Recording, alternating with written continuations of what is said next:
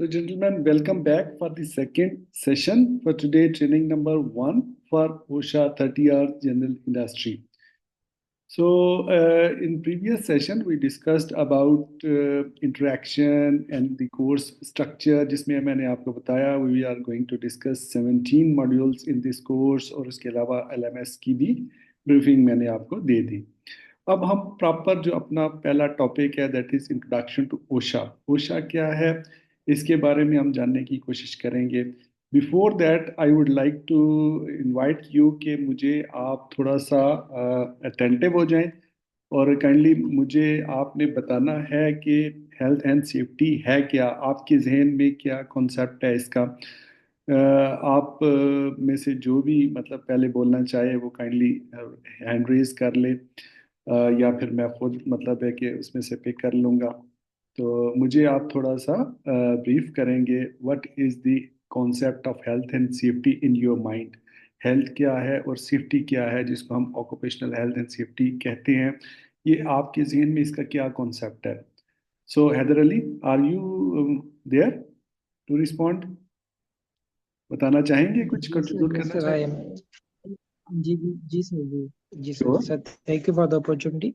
Sir, health and safety में, occupational health and safety के अंदर हम सबसे पहले जो भी मतलब हम काम करते हैं while relating to the engineering sector, जो भी इंजीनियरिंग डिपार्टमेंट्स के अंदर जो भी काम होते हैं, फॉर एग्जांपल बेसिकली प्रायर चीज हमारे लिए इलेक्ट्रिकल इंजीनियरिंग की तरफ हमें डायरेक्ट करती है. जैसे फॉर एग्जांपल किसी साइट पर वर्क हो रहा है that is related to electrical engineering, wirings हैं या ऐसी एक्सेट्रा एक्सेट्रा ऐसी चीजें. तो उसमें सबसे जो प्रायर चीज हेल्थ एंड सेफ्टी के अंदर होती है, तो वहां पर वो उस एरिया के अंदर, उस साइट के अंदर जो वर्कर्स हैं, सबसे पहले तो वहां पर स्टोन्स रख देते हैं, जैसे टू मतलब adhere the health and safety, जैसे करंट वगैरह ना कंट्रोल लगे, में, मतलब यस. ग्राउंडिंग हो जाए उस तरीके से. जी यस. सर. चले, ठीक है. चले, एनीबॉडी एल्स, कोई और हमारे दोस्तों में से? जी. Yes, sir. जी Arsalan Arshad, kindly please speak up. Sir, safety, because I have some experience in practical experience in that particular field. So, safety refer to basically the protections of peoples and equipments and the environment from harm or injuries exactly. in our workplace. Yes, बिल्कुल ठीक, आपने बिल्कुल 100% दुरुस्त बताया. So thank you very much. जी Umair Khan, Thank you. आप कुछ add करना चाहेंगे? यस सर, जैसे दोस्तों ने बताया कि वो बिल्कुल ठीक है, लेकिन इस पे अगर ये हम ऐड करें कि जैसे हेल्थ सेफ्टी वो चीज़ है जिसमें हम वर्क प्लेस और वर्कर को सेफ करते हैं, और यस. इसके साथ रिलेटेड इक्विपमेंट्स को, इसको हेल्थ एंड सेफ्टी कहते हैं. Yes. मतलब जब हम हार्म की प्रोटेक्शन की बात करते हैं that is basically safety means, ठीक है ना, किसी भी किस्म का जो भी हार्म है, प्रिवेंशन ऑफ द हार्म. एक होता है प्रोटेक्शन, एक होता है प्रिवेंशन. ठीक है, प्रोटेक्शन में मतलब जो है आपका आफ्टर हैविंग एक्सीडेंट्स भी आ जाता है, लेकिन प्रिवेंशन का मतलब होता है you have to prevent the accidents and incident on your site. So जो कोर प्रिंसिपल है हेल्थ एंड सेफ्टी का that is the prevention of harm. ठीक है ना. और हार्म जो है उसको अगर हम टेक्निकल लैंग्वेज में बात करें तो हार्म, अगर हम हेल्थ एंड सेफ्टी की जो टेक्निकल लैंग्वेज है उसमें इसको अगर ब्रीफ करें तो दैट इज कॉल्ड हैजर्ड. ठीक है ना. जो कि hazard is the base of any risk. ठीक है. एक हैजर्ड से रिस्क जनरेट होता है, और वो जो रिस्क होता है that is the basic cause of any incident और accident on our work place. ठीक है, जहाँ पे हम काम कर रहे होते हैं.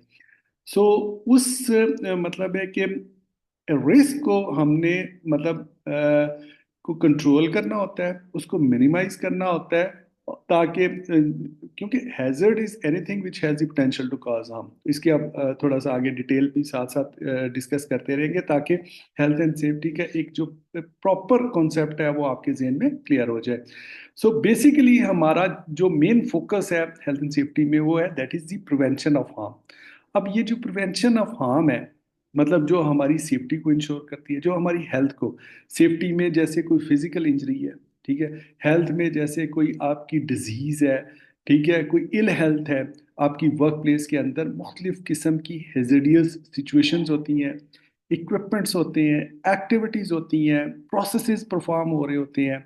So they create different types of the hazards. ठीक है, अब उन हैजर्ड्स को फिर जब वो रिस्क में कैसे कन्वर्ट होते हैं, कि जब उनके अंदर दो चीजें ऐड हो जाती हैं, that is one is likelihood, second is the consequence. ठीक है, जब वो रिस्क बन जाता है तो फिर हम उस रिस्क को एनालाइज करते हैं, being health and safety professional. उसकी एनालिसिस की डिफरेंट टेक्निक्स हैं जो हम हेल्थ एंड सेफ्टी में सीखते हैं, उसको हम कहते हैं रिस्क असेसमेंट। ठीक है, और रिस्क असेसमेंट करने के बाद फिर हम वहाँ पे कंट्रोल मेजर्स अप्लाई करते हैं, और कंट्रोल मेजर्स को अप्लाई करने के भी एक हायरार्की ऑफ द कंट्रोल जो है वो अवेलेबल है हमारी हेल्थ एंड सेफ्टी के अंदर। उस टेक्निक्स को यूज करके हम फिर उस हार्म की प्रिवेंशन करते हैं, ताकि हमारे वर्कर्स, ठीक है ना, ना सिर्फ उनकी लाइफ जो है वो प्रोटेक्टेड रहे, सेफ रहे, हार्मलेस रहे, बल्कि एसेट जो है हमारी ऑर्गेनाइजेशन के, जो भी वर्क प्लेस है, जो भी फैक्ट्री है, इंडस्ट्री है, उनके एसेट्स को भी डैमेजेस ना हो। So this is what all about health and safety is. ठीक है जी। और कोई भी डिपार्टमेंट जो है हेल्थ एंड सेफ्टी के बगैर काम नहीं करता, और ना उसको करना चाहिए जी। आपने हैंड रेस किया, प्लीज बोलिएगा। Sir, sir, this course includes the knowledge of crisis management. Crisis management is one part of overall this health and safety. ठीक है, जिसमें हम डिजास्टर Yes, मैनेजमेंट भी कहते हैं। ठीक है ना, देखिए क्राइसिस को yes, जब आप मैनेज करते हैं तो before that you have to assess the severity of that particular yes, sir. ठीक है ना, तो Yes, we इसमें have to make plans and we have to draw the risk assessment to know that what will be the consequences and different things. Exactly वो जो मतलब आप assessments करते हैं, उनकी टेक्निक्स इस हेल्थ एंड सेफ्टी में सिखाई जाती हैं। वो जो एनालिसिस परफॉर्म करते हैं, डिफरेंट टाइप्स ऑफ के एनालिसिस होते हैं, उनकी टेक्निक्स हेल्थ एंड सेफ्टी में आपको सिखाई जाती है, और फिर उनको कंट्रोल भी करना होता है। ठीक है ना, ये जिस तरह क्राइसिस मैनेजमेंट में आप ओवरऑल एक प्लान बनाते हैं, ठीक है, उसकी मिटिगेशन के लिए, यहाँ पे भी आपने मतलब है कि चाहे वो कोई नेचुरल क्राइसिस है, चाहे वो मैन मेड क्राइसिस है, उसको असेस करने के बाद, उसको एनालाइज करने के बाद, कंक्लूजन ड्रा करने के बाद आप फिर उसके कंट्रोल मेजर्स अप्लाई करते हैं। तो हेल्थ एंड सेफ्टी में बेसिकली ये डिफरेंट टेक्निक्स हैं जो आप सीखते हैं। ठीक है, और इनके बेसिस के ऊपर फिर जो अकॉर्डिंग टू द सिचुएशन, जो आपके सामने सिचुएशन होती है, वहाँ पे आप वो वाला कंट्रोल मेजर अप्लाई करते हैं। फॉर एग्जांपल मैं आपको एक मिसाल दे दूँ कि कुछ आपके वर्कर्स जो हैं वर्क एट हाइट कर रहे हैं, हाइट पे काम कर रहे हैं। अब ओशा जो है या कोई भी हेल्थ एंड सेफ्टी जो है, वो इस हेल्थ एंड सेफ्टी में वर्क एट हाइट को एक हैजर्डियस एक्टिविटी कंसिडर किया जाता है। ठीक है ना, हमारे और आपके जनरल पब्लिक के लिए तो एक आम सी बात है जी, ऊंचाई के ऊपर लोग काम कर रहे हैं, but in eyes of the occupational health and safety specialist that is a hazardous activity. ठीक है, वो क्यों एक्टिविटी हेजिडियस है? क्योंकि जब आप वर्क एट हाइट कर रहे होते हैं तो मल्टीपल रीजंस में हैपन कि आप वहाँ से फॉल हो जाएं, कोई इक्विपमेंट फॉल हो जाए, स्लिप हो जाए, ट्रिप हो जाए आप। ठीक है, और अगर खुदा ना खास्ता आप ग्राउंड पे गिरें तो उसमें आपको सीरियस इंजरीज हो सकती हैं। ठीक है, so that's what we call it is a hazardous activity. तो जब हम इसको हेजिडियस एक्टिविटी जब कंसिडर कर लेते हैं ना, तो फिर हम उसके अंदर देखते हैं कि रिस्क का लेवल क्या है। ठीक है, अब उस लेवल को जो है वो डिटरमिन करते हैं हेल्थ एंड सेफ्टी स्पेशलिस्ट जो होते हैं, जैसे आप लोग प्रोफेशनल्स हैं। ठीक है ना, with techniques of different methodologies of risk assessments, and then you analyze and then finally make the control measures. You have to mitigate those risks कि जिसकी वजह से वो हादसा हो सकता है। ठीक है जी। जी प्लीज आप बोलिएगा, हैंड रेज किया आपने। सर मैंने ये जानना कि ये मतलब सब टॉपिक्स आपस में लिंक्ड हैं, जैसे कि आयुष वगैरह जो आप बता रहे हैं। मैंने एक ऑनलाइन कोर्स किया था क्राइसिस मैनेजमेंट का। सेकेंडली मैंने पहले आयुष भी किया, तो ये मतलब ज्यादातर चीजें लिंक्ड हैं। यस यस, देखिए देखिए, जब आप हेल्थ एंड सेफ्टी की बात करते हैं ना, जब आप प्रोटेक्शन और प्रिवेंशन की बात करते हैं फ्रॉम हार्म, ये जो क्राइसिस है दैट इज ए हार्म। ठीक है ना, यस सर। चाहे वो डिजास्टर हो, वो इन्वायरमेंटल डिजास्टर हो, चाहे वो आपकी मतलब है कि मटेरियल डैमेजेस को, फायर का इंसिडेंट हो, इलेक्ट्रिकल प्रॉब्लम, इलेक्ट्रिसिटी की हैजर्डियस सिचुएशन हो जाए, या आपके वर्कर्स ट्रेन नहीं है, ठीक है ना, this is again a hazardous activity. तो बेसिकली यस सर। हम हेल्थ एंड सेफ्टी में करते क्या हैं, हम सबसे पहले ये देखते हैं कि जो वर्क प्रोसेसेस हमारी ऑर्गेनाइजेशंस के अंदर हो रहे हैं, ठीक है, अब देखें वहाँ पे मल्टीपल प्रोसेसेस हो रहे हैं। कहीं पे वेल्डिंग वर्क भी हो रहा होगा, कहीं पे कंस्ट्रक्शन वर्क भी हो रहा होगा, कहीं पे नॉइज होगा मशीनरी के अंदर, कहीं पे जो है वो वर्क एट हाइट हो रहा होगा, कहीं पे जो है वो मतलब है कि ट्रांसपोर्टेशन की बड़ी बड़ी एक्टिविटीज हो रही होंगी, कहीं पे क्रेन्स का यूज हो रहा होगा, एयर जो जो लिफ्ट्स होती हैं, इक्विपमेंट मटेरियल शिफ्टिंग के लिए यूज होती हैं, वहाँ पे ये एक्टिविटीज हो रही होंगी। सो जो जो स्पेसिफिक वो एक्टिविटीज करने वाले लोग होते हैं ना, उनके लिए उस ऑपरेशन को परफॉर्म करना इम्पॉर्टेंट होता है। उनके लिए उसके अंदर जो हिडन हैजर्ड्स होते हैं, रिस्क होते हैं, उनकी नज़र उन चीज़ों पे नहीं होती। जबकि जो हेल्थ एंड सेफ्टी के लोग हैं, इनको उन चीज़ों का आइडिया होता है, इनको पता होता है कि जो एक्टिविटीज़ हो रही हैं इनमें हैजर्डियस नेचर किस लेवल की है और इनमें रिस्क किस लेवल का है। जब रिस्क हाई हो जाता है ना, फिर आपको you come into the play, ठीक है ना। अब फिर आपका काम शुरू हो जाता है। आप अगर समझते हैं कि आपकी असेसमेंट ये कहती है कि रिस्क का लेवल इतना हाई है कि अब हमें इस वर्क को स्टॉप करना चाहिए, then you have the authority to stop the work. अगर आप समझते हैं, आपकी असेसमेंट है कि रिस्क मीडियम लेवल का है, then you can allow the work but with certain control measures. So जो एडवांस कंट्रीज हैं, जो प्रोफेशनल ऑर्गेनाइजेशन है, वहाँ पे हेल्थ एंड सेफ्टी डिपार्टमेंट की अप्रूवल के बगैर इवन कोई वर्क ही स्टार्ट नहीं होता, ठीक है। और अगर वो चाहें तो अगर वो सर उसको स्टॉप भी कर सकते हैं। Stop work is A option for health and safety people.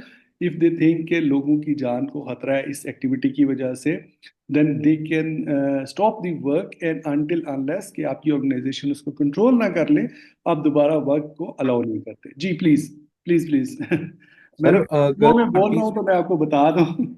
Ji please. ये सर जी, ये जो गल्फ कंट्रीज वगैरह होती हैं वहाँ तो मतलब व्हीकल्स, जो मतलब मशीनरी वगैरह होती है उसके लिए भी मेरा ख्याल कोई अप्रूवल्स वगैरह चाहिए होती हैं। Exactly exactly। देखिए, आपकी जो ट्रांसपोर्टेशन हो, आपकी जो जितनी भी हैवी मशीनरीज हैं, आपको वहाँ पे तो आपको पता है ऑयल एंड गैस के बड़े बड़े प्रोजेक्ट्स काम कर रहे होते हैं, ठीक है ना। तो उनकी इंस्पेक्शंस, ठीक है, उनकी मतलब है कि सर्टिफिकेशंस, ये तो बड़ी इंपॉर्टेंट चीज़ें हैं। उनके बगैर तो मतलब वहाँ पे काम ही स्टार्ट नहीं होता ना। तो ये गल्फ कंट्रीज हो या वेस्टर्न कंट्रीज हो या यूएसए हो या यूरोप हो, वहाँ पे क्यों स्टैंडर्ड्स इतने हाई हैं आपकी मतलब ओवरऑल वर्किंग कंडीशंस के? इसलिए कि they have made the standards and they enforce दो स्टैंडर्ड्स, ठीक है। उन्होंने रूल्स एंड रेगुलेशन बनाए, अपने लोगों को ट्रेन किया, और उनकी बेसिस के ऊपर वो काम करवाते हैं। उनकी लाइफ के अंदर, उनकी आम इवन पब्लिक लाइफ के अंदर भी health and safety is the most important thing, ठीक है। अब हम बात कर लेते हैं कि जी हम ओशा जो है, जिसको हम अभी डिस्कस करेंगे अपने इस ट्रेनिंग के अंदर, दो what that OSHA is and what is the background के ये कैसे स्टैब्लिश हुई और ये क्या करती है। So, gentlemen, basically, OSHA is a occupational safety and health administration, which is an enforcement for health and safety agency, government agency of United States of America। ठीक है जी, यूएसए की ये एजेंसी है। और जी बिल्कुल। और इस ऑर्गेनाइजेशन का बेसिकली पर्पस क्या है उसको भी हम डिस्कस करेंगे, लेकिन थोड़ा सा मैं इसका आपको बैकग्राउंड दे दूं, कॉन्टेक्स्ट दे दूं कि हाउ दिस ओशा वाज फॉर्म्ड। उससे पहले ओशा फॉर्म हुई, उसको कहते हैं health and occupational safety and health act 1970। ठीक है जी। ओशा का जो एक सेकंड में इसको थोड़ा आगे भी, ओशा का बेसिकली जो फॉर्म हुई थी ओशा, वो एक हेल्थ एंड सेफ्टी एक्ट पास किया था जो यूएस कांग्रेस ने 1970 में, ठीक है। प्रेसिडेंट निक्सन उस वक्त प्रेसिडेंट थे यूएस के। और उसका बैकग्राउंड ये था कि उससे पहले प्रॉपर कोई हेल्थ एंड सेफ्टी की लेजिस्लेशन नहीं थी यूएस के अंदर भी। और बहुत ज़्यादा एक्सीडेंट्स और इंसिडेंट्स होते थे, और उनकी जो मतलब प्रॉफिटेबिलिटी थी वो बहुत कम थी। मतलब जो ऑर्गेनाइजेशंस थी, जो फैक्ट्रीज थी, वो उतना प्रॉफिट नहीं गेन कर रही थी जितना लॉस कर लेती थी।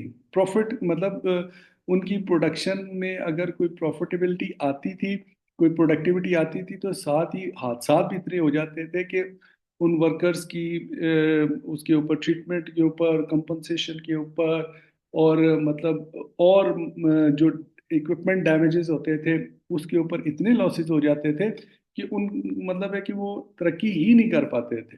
तो आपको पता है ना, कोई भी ऑर्गेनाइजेशन इस दुनिया के अंदर, जितनी भी फैक्ट्रीज हैं, बिजनेसेस हैं, उनका एक कॉमन गोल होता है, टू अर्न प्रॉफिट। ठीक है। अगर आपकी ऑर्गेनाइजेशन के अंदर प्रोडक्टिविटी ना हो तो क्या होगा, आपके डैमेजेस ज़्यादा होंगे। जब डैमेजेस ज़्यादा होंगे तो फिर आपकी प्रोडक्टिविटी लो होने की वजह से आपकी प्रॉफिट्स भी कम होंगे। जब प्रॉफिट्स कम होंगे तो ऑर्गेनाइजेशंस बिजनेस ग्रो कैसे करेंगी? पॉसिबल ही नहीं है। तो हेल्थ एंड सेफ्टी का डायरेक्ट रिलेशनशिप है with the productivity of your organisation. ठीक है जी। प्रोडक्टिविटी अगर आपने इंक्रीज करनी है तो आपको हेल्थ एंड सेफ्टी प्राइमरली उसको वहां पे इन्फोर्स करना पड़ेगा, और प्रोडक्टिविटी का डायरेक्ट रिलेशन है आपकी प्रॉफिटेबिलिटी के साथ। ठीक है ना। अगर आपकी ऑर्गेनाइजेशन की प्रोडक्टिविटी अच्छी होगी, मतलब आपके वर्कर्स हेल्दी होंगे, सेफ होंगे, मोटिवेटेड होंगे, अगर वहाँ पे इंसिडेंट नहीं हो रहे, एक्सीडेंट नहीं हो रहे, एक सेफ इन्वायरमेंट वहाँ पे मिला हुआ है, उनको एक अच्छा मतलब काम करने का माहौल, अच्छा इक्विपमेंट दिया है, सेफ्टी के रूल्स अप्लाई हुए हैं वहाँ पे, they will feel more motivated. ठीक है। तो उसका क्या रिजल्ट, आउटपुट क्या निकलेगा कि वो they will be more motivated towards productivity. वो अच्छे तरीके से काम करेंगे, दिल लगा के काम करेंगे, एफर्ट करेंगे आपके लिए। जो भी एम्प्लॉयर होगा उस कंपनी का, उस ऑर्गेनाइजेशन का, तो उससे क्या होगा कि आपकी प्रोडक्टिविटी इनहेंस करेगी, जो कि डायरेक्टली रिलेटेड है विद योर प्रॉफिटेबिलिटी। जितनी अच्छी प्रोडक्टिविटी होगी उतनी ही आपके बिजनेस की प्रॉफिटेबिलिटी इंक्रीज करेगी। सो अगर कोई भी बिजनेस ये समझता है कि वो हेल्थ एंड सेफ्टी को वायलेट करके प्रॉफिट कमा सकता है या ज्यादा अरसे मार्केट के अंदर बिजनेस कर सकता है, तो दैट इज नॉट पॉसिबल। यही वजह है कि ये जो हमारे अंडर डेवलप्ड कंट्रीज हैं, हम क्यों ग्रो नहीं करते। कोई ये नहीं है कि कोई यहाँ पे लोगों के अंदर कोई जहन की कमी है, कोई तालीम की कमी है, या कोई और मतलब गोरे जो हैं उनके चार हाथ हैं या उनकी चार आंखें हैं, that is not the matter. वो हो सकता है कई जगहों पे हमसे भी ज्यादा वीक हों, बट प्रॉब्लम इज दैट कि हम लोग इन चीजों को अहमियत नहीं देते, हम ये कल्चर अपनाते नहीं है, हम इनको यस सर। एक वेस्ट समझते हैं, गैर जरूरी चीज समझते हैं। हम समझते हैं कि यार मतलब है कि हम 10,000 रुपया अपने वर्कर्स की ट्रेनिंग पे क्यों खर्च करें, हम मतलब है कि उसके कोई से कोई और चीज क्यों ना ले लें। ठीक है ना। तो मतलब एक ओवरऑल जो अप्रोच है ना हमारी, वो थोड़ी सी अभी सेफ्टी ओरिएंटेड नहीं है। और उसकी वजह ये है कि हमारी जो कंपनीज हैं वो प्रॉफिट नहीं दे पाती उतनी जितनी कि एक डेवलप्ड कंट्रीज के अंदर वो ऑर्गेनाइजेशन जो हैं बड़ी बड़ी, वो कैसे ग्रो करती हैं, मिलियनर से बिलियनर बन जाती हैं, क्योंकि वहाँ पे स्टैंडर्ड सेट हो गए हुए हैं। ठीक है ना। उन स्टैंडर्ड्स को फॉलो किए बगैर बिजनेस वहाँ पे रन ही नहीं कर सकता। बिकॉज अगर ओशा अगर यूएस के अंदर काम करती है, यूएस डिपार्टमेंट ऑफ लेबर के अंडर में, तो ओशा की अप्रूवल्स के बगैर आप वहाँ पे मतलब कोई भी एक्टिविटीज नहीं कर सकते, क्योंकि उनके पास ओशा की इंस्पेक्शंस होती रहती हैं। ठीक है। और जो भी हेल्थ एंड सेफ्टी के रूल्स काम कर रहे हैं, स्टैंडर्ड्स अवेलेबल हैं यूएस के अंदर, अगर उनकी कहीं वायलेशन हो तो अच्छी खासी जो है ना ऑर्गेनाइजेशन की खींचातानी होती है, इसलिए वो डरते हैं। और वो इन रूल्स को बचपन से मुराद ये है कि ऑर्गेनाइजेशन जैसे ही बिल्टअप होती है तो उसके इंस्टिंक्ट में होता है कि यार ये अगर हमने वायलेशन की तो हम बिजनेस कर नहीं सकेंगे, इसलिए वो इसको अहमियत देते हैं। ठीक है ना। सो जिनमें ओशा जो है 70s में फॉर्म हुई।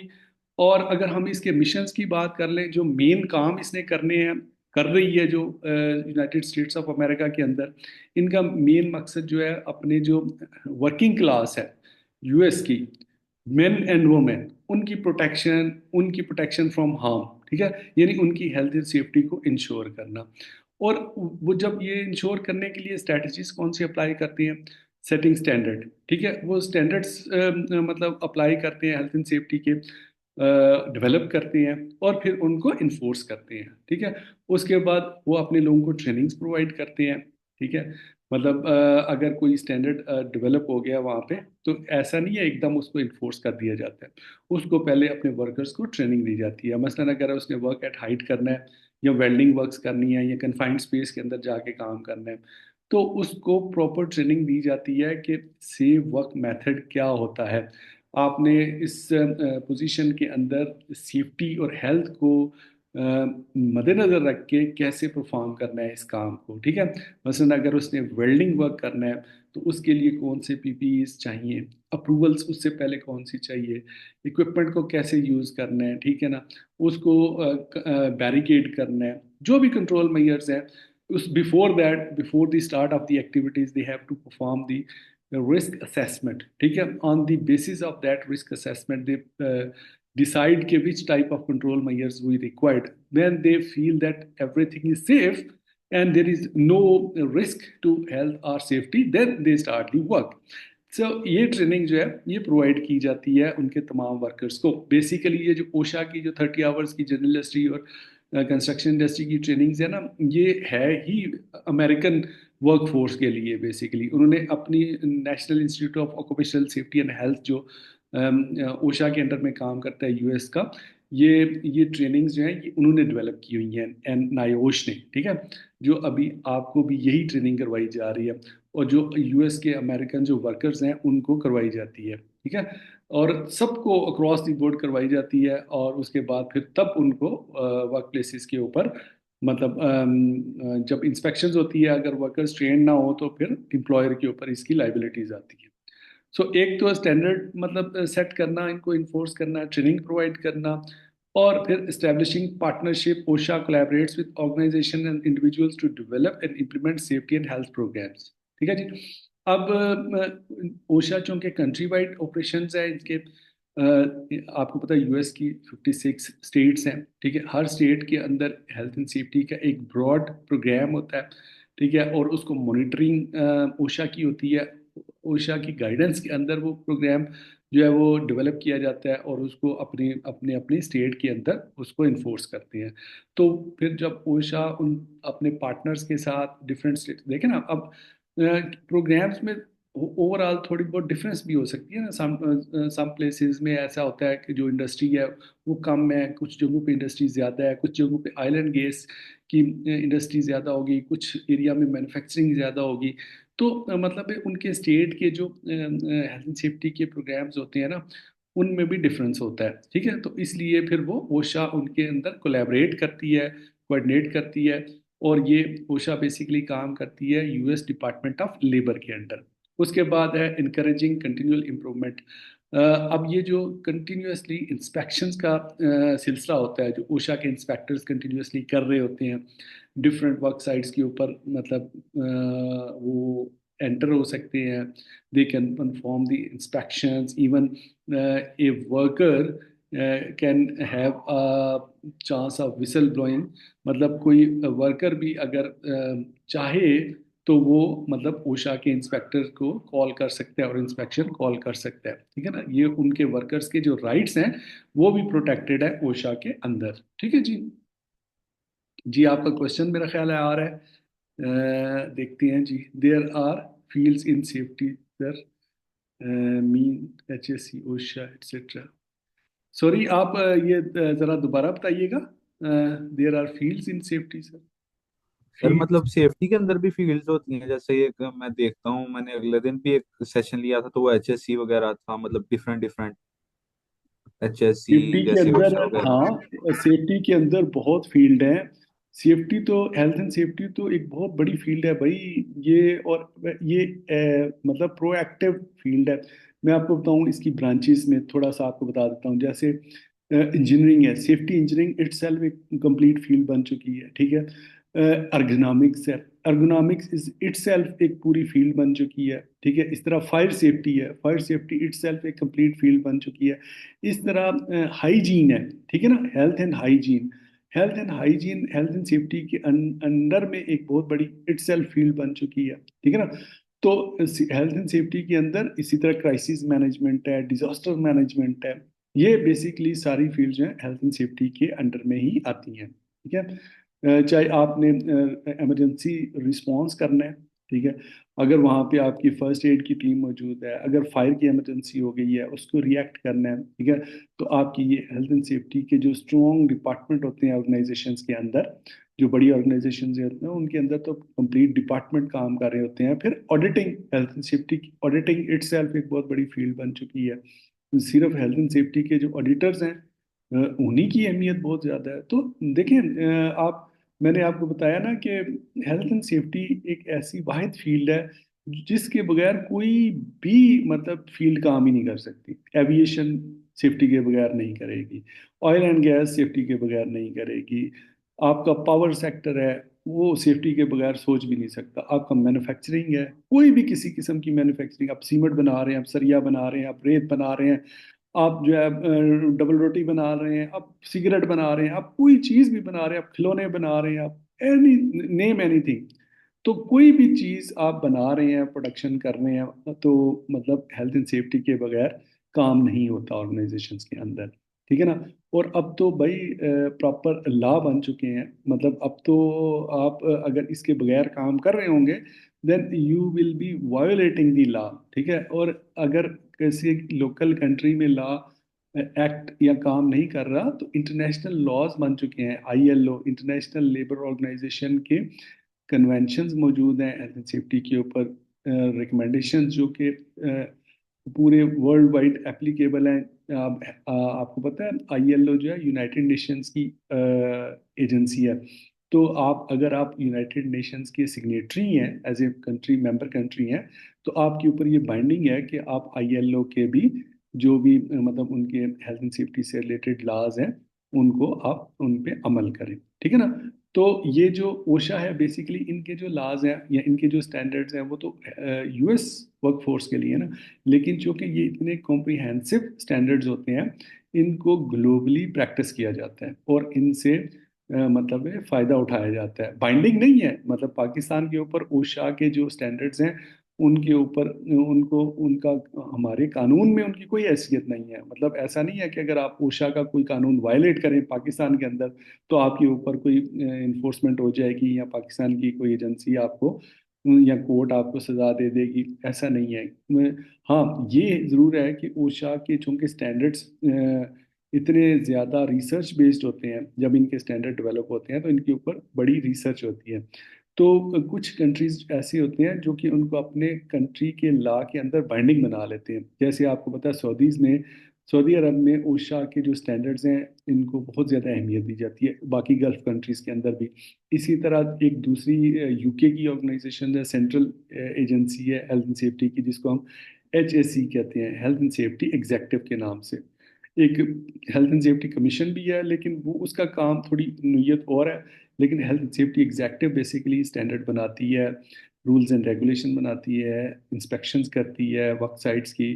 फिर अगर कहीं पे वायलेशन हो तो उनको नोटिस प्रोवाइड किए जाते हैं और उनकी प्रॉपर लिटिगेशन होती है, अदालतों के अंदर उनके केसेस जाते हैं, कॉम्पनसेशन भी वर्कर्स जो हैं वो क्लेम कर सकते हैं on the basis of violation के, किस किस्म की वायलेशन हुई है। सो बेसिकली ये चार मेन मिशन है ओशा के, जिसके मैंने आपको काफ़ी डिटेल से ब्रीफिंग दे दी। अब अगर हम बात कर लें कि जी ये हैजर्ड प्रोटेक्शन जो है, क्या ये सिर्फ मतलब है कि सिर्फ और सिर्फ एम्प्लॉयर की रिस्पॉन्सिबिलिटी है?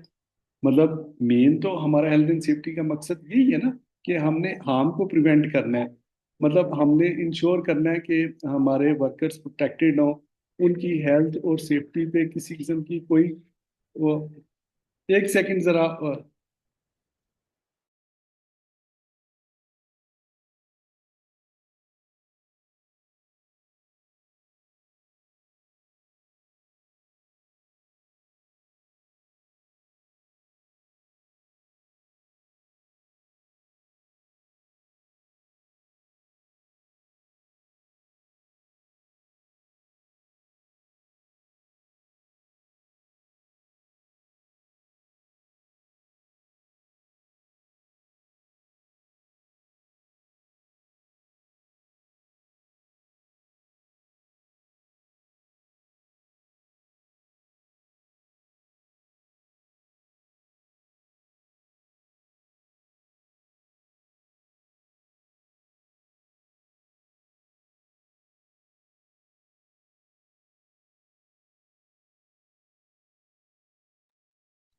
तो gentleman, sorry for little interruption, I am back. और हम यहीं से बात शुरू करते हैं। So I was talking about the responsibility is a shared. Prevention जो है वो शेयर्ड रिस्पॉन्सिबिलिटीज़ है। इसमें एम्प्लॉयर्स की अगर रिस्पॉन्सिबिलिटीज़ हैं तो वर्कर्स की भी रिस्पॉन्सिबिलिटीज़ मौजूद हैं। इसी तरह वर्कर्स के राइट्स को भी इंश्योर किया गया है। और this is all done through OSHA. अगर ओशा एक सेंट्रलाइज्ड ऑर्गेनाइजेशन प्रॉपर वहाँ पे परफॉर्म ना करे तो फिर ये आपस में इनका जो मतलब एक कोऑर्डिनेशन है वो ना हो सके। So OSHA emphasized hazard prevention as a top priority. Basically जितने भी हेल्थ एंड सेफ्टी की जो भी मतलब एक्टिविटीज हैं उनका मकसद ही प्रिवेंशन है। ठीक है, this requires a collaborative effort between workers and employers. तो वर्कर्स के कुछ राइट्स हैं, workers should be aware of their rights under OSHA, उसके ऊपर भी हम बात करेंगे। एम्प्लॉयर्स की रिस्पॉन्सिबिलिटीज हैं उसको भी हम डिस्कस कर लेते हैं। ठीक है जी।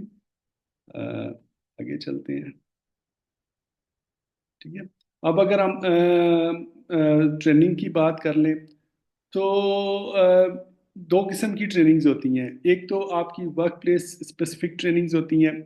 मतलब आप अगर अपनी कोई भी एक्टिविटी कर रहे हैं ऑर्गेनाइजेशन के अंदर, मिसाल के तौर पे अगर आप वेल्डिंग वर्क कर रहे हैं तो आपको वेल्डिंग का जो वर्क है उसको सेफ तरीके से काम करना आना चाहिए। मतलब आपको वेल्डिंग का काम आना चाहिए। अगर आप वहाँ पे कोई मतलब इलेक्ट्रिक का काम कर रहे हैं तो आपको अपनी मतलब है कि स्पेशल जो मतलब इलेक्ट्रिसिटी से रिलेटेड वर्क है उसके ऊपर ग्रिप होनी चाहिए, उसमें आप कॉम्पिटेंट होने चाहिए। और एक होती है स्पेशलाइज्ड ट्रेनिंग। स्पेशलाइज्ड ट्रेनिंग क्या है?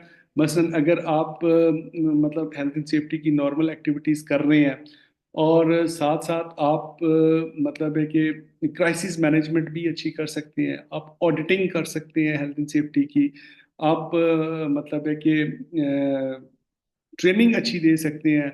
तो ये आपकी स्पेशलाइज्ड ट्रेनिंग्स में चीज़ शामिल हो जाएगी। तो हेल्थ एंड सेफ्टी की जो बेसिक्स वर्क एक्टिविटीज़ हैं वो तो आपको आनी ही चाहिए। उसके ऊपर आपको अपने वर्कर्स को ट्रेन करना, उनको उनकी मतलब है कि ज़रूरत के मुताबिक उनको कॉम्पिटेंस प्रोवाइड करना एज ए एम्प्लॉयर आपकी रिस्पॉन्सिबिलिटी है। लेकिन अगर आप एडिशनली स्पेशलाइज्ड ट्रेनिंग भी ले लेते हैं तो ये आपको मतलब एक बेनिफिट प्रोवाइड करती है। जो ओशा मतलब इसके ऊपर फोकस करती है कि वो अपने वर्कर्स को ट्रेन करें स्पेसिफिक अपनी जॉब से related, and then specialised training से रिलेटेड मतलब एक्टिविटीज़ ओशा प्रोवाइड करती है जिसमें आप मतलब है कि वो ट्रेनिंग्स लेके स्पेशलाइज्ड वर्क भी परफॉर्म कर सकते हैं।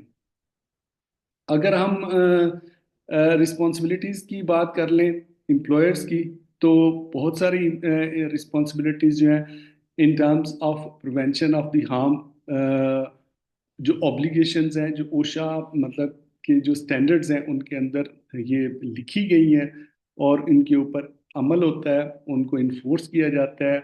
और उसके बाद फिर मतलब अगर उसकी कोई वायलेशन हो तो ओशा उसके अगेंस्ट फिर एक्शन लेती है। ठीक है ना। तो अगर हम मतलब है कि मेन रिस्पॉन्सिबिलिटीज़ की बात कर लें तो ओवरऑल जो किसी भी वर्क प्लेस की मतलब सेफ्टी और हेल्थ की रिस्पॉन्सिबिलिटीज़ होती है वो एम्प्लॉयर के ऊपर ही होती है।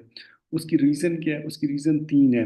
नंबर एक, तो उनके जो वर्क प्लेस होती है उसकी ऑनरशिप उस ऑनर के पास होती है जिसका वो बिजनेस है। उसके अंदर जितनी भी मशीनरी काम कर रही होती है वो भी उस ऑनर के रिस्पॉन्सिबिलिटीज में होती है। ठीक है ना। और इसके अलावा वहाँ का मतलब जितना भी इन्वायरमेंट होता है उसकी प्रोटेक्शन की भी मतलब मैनेजमेंट करना उसकी रिस्पॉन्सिबिलिटीज ऑनर की होती है। उस मतलब वर्क साइट का जो भी एम्प्लॉयर है मेन, उसकी रिस्पॉन्सिबिलिटीज होती है। लेकिन ये जो रिस्पॉन्सिबिलिटीज है एम्प्लॉयर जो है in coordination with the workers, ठीक है, ये पूरी करते हैं। और वर्कर्स की भी कुछ रिस्पॉन्सिबिलिटीज होती हैं कि मतलब अगर एम्प्लॉयर ने कुछ रूल्स एंड रेगुलेशन जो हैं, ये प्रोसीजर जो हैं वो सेफ वर्क के वहाँ पे प्रोवाइड किए हैं, हेल्थ एंड सेफ्टी मैनेजमेंट का प्रोग्राम वहाँ पे काम कर रहा है और उससे रिलेटेड मतलब कुछ एक्शन जो है वो डिमांडेड है फ्रॉम द वर्कर साइड, तो मतलब उसके ऊपर एक्ट करना, उन प्रोसीजर्स को फॉलो करना। अगर कहीं पे पर्सनल प्रोटेक्टिव इक्विपमेंट की रिक्वायरमेंट है उसको पहनना। ठीक है। और कहीं पे अगर उनको ट्रेनिंग की ज़रूरत है, ट्रेनिंग लेना। और इसी तरह मतलब अगर कोई स्पेसिफिक इंस्ट्रक्शंस हों किसी साइट से रिलेटेड, मतलब कहीं पे आपको पता है ना कि सेफ्टी साइंस होते हैं कि आप ये हैजर्डियस एरिया है, इसमें आपने एंटर नहीं होना। ये फला स्मोकिंग का डेजिग्नेटेड एरिया, आपने सिर्फ इसी एरिया में स्मोकिंग करनी है, यू आर ओनली अलाउड। ये अला आपका जो है बैरिकेटेड एरिया है, इसमें आप मतलब है कि हेजिडियस एक्टिविटी हो रही होगी कहीं, यहाँ पे आपने एंटर नहीं करना। या मतलब लॉकआउट टैग आउट के प्रोसीजर्स होते हैं जो आगे हम डिस्कस भी करेंगे। तो मतलब है कि एक तो सेफ वर्क प्रैक्टिसेस को अडॉप्ट करें, फिर स्टैंडर्ड्स जो ओशा ने डेवलप किए हैं उनको इम्प्लीमेंट करना, और फिर पर्सनल प्रोटेक्टिव इक्विपमेंट की प्रूविंग, ये एम्प्लॉयर की मेन रिस्पॉन्सिबिलिटीज भी आती हैं ये चीज़ें, ठीक है ना। तो ये सारी वो रिस्पॉन्सिबिलिटीज तभी परफॉर्म कर सकते हैं जब आपको एज ए एम्प्लॉयर अगर ओशा के स्टैंडर्ड्स का पता हो। ठीक है, सबसे पहले तो आपको पता होना चाहिए कि आपकी ऑर्गेनाइजेशंस के अंदर किस किस्म की एक्टिविटीज़ हो रही हैं, उन एक्टिविटीज़ से रिलेटेड ओशा के कौन से स्टैंडर्ड्स मौजूद हैं। स्टैंडर्ड्स का तो आपको पता ही होगा।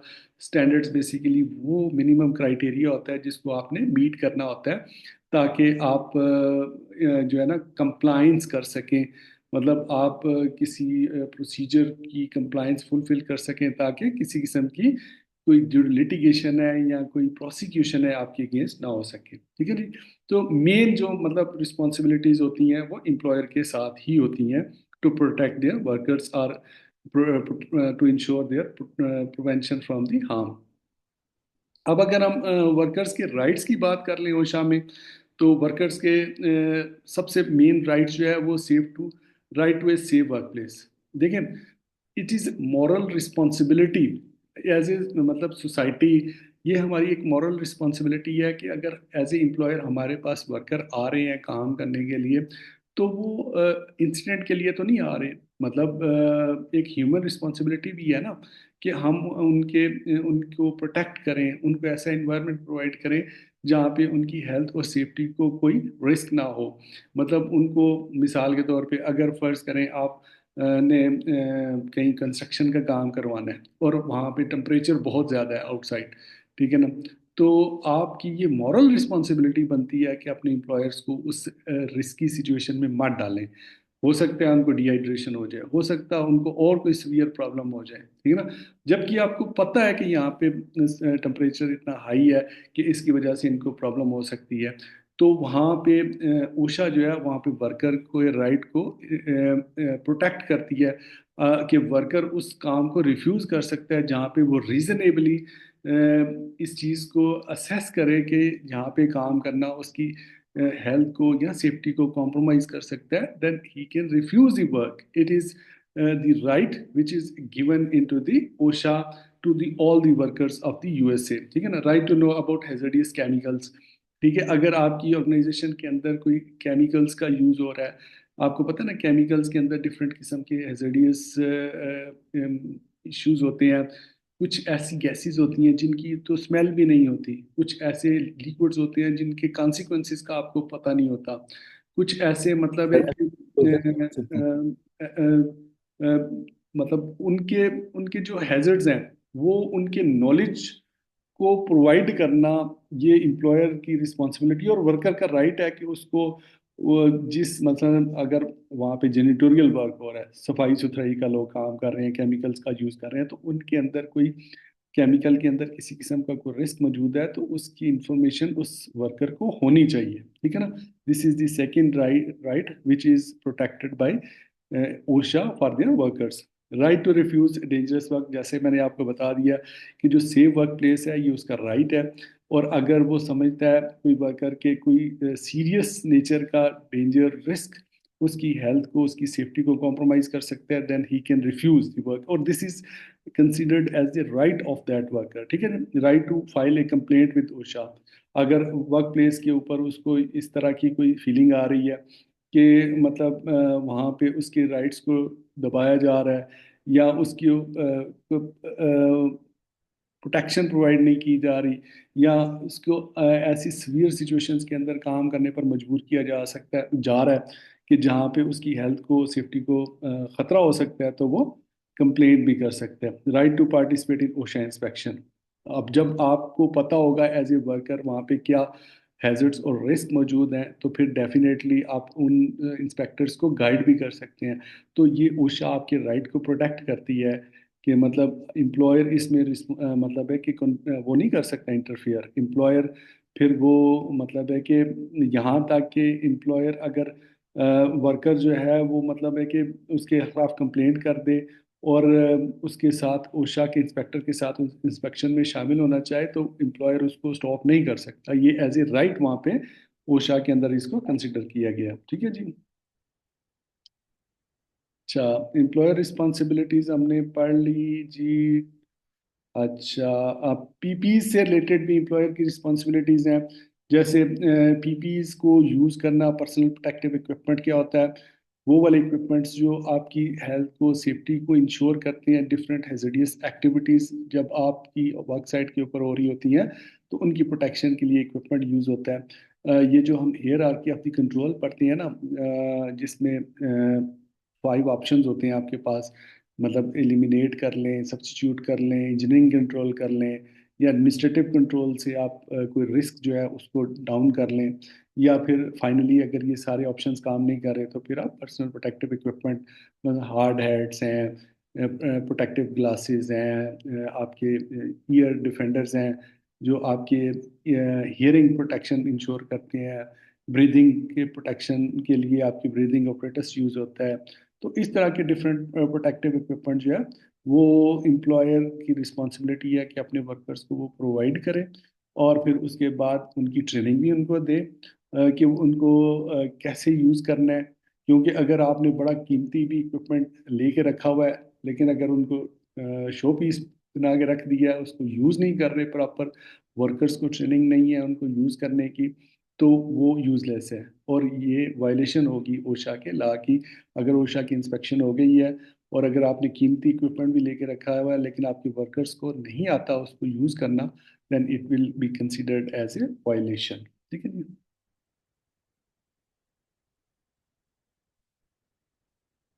Yes sir.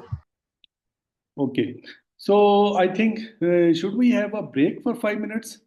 मेरा ख्याल है 40 से ज़्यादा मिनट हो गए हैं। हमें एक ब्रेक लेनी चाहिए और उसके बाद हम इंशाल्लाह 5 मिनट के बाद आते हैं दोबारा। क्योंकि अगर ज़्यादा लेंथी होगी क्लास तो फिर वो रिकॉर्डिंग में फिर ज़्यादा ही टाइम लग जाएगा। तो बेहतर है हम एक ब्रेक ले लें 5 मिनट्स की, और फिर इंशाल्लाह हम दोबारा ज्वाइन करते हैं। राइट, मिलते हैं इंशाल्लाह ओके 5 मिनट के सर। बाद। Okay sir.